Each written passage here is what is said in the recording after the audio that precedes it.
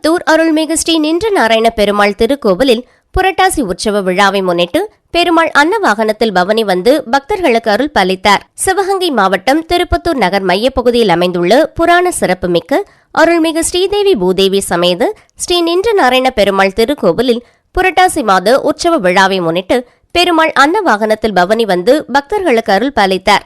முன்னதாக மூலவர் பெருமாள் தாயாருக்கு சிறப்பு அலங்காரம் நடைபெற்று தீபாராதனைகள் காண்பிக்கப்பட்டன. தொடர்ந்து உற்சவர் பெருமாளை சரஸ்வதி அலங்காரத்தில் அன்னவாகனத்தில் எழுந்துருள செய்தனர். பின்னர் சிறப்பு பூஜைகள் நடைபெற்று கற்பூர ஆராதனை காண்பிக்கப்பட்டன. இதனைத் தொடர்ந்து மங்கள வாத்தியங்களுடன் நகரின் முக்கிய வீதிகள் வழியாக திருவீதி உலா வந்து பக்தர்களுக்கு அருள் பாலித்தார். வான வேடிக்கைகளுடன் மின்னொளியில் பவனி வந்து ஸ்ரீ நின்ற நாராயண பெருமாளுக்கு ஏராளமான பக்தர்கள் அர்ச்சனைகள் செய்து வழிபட்டனர்.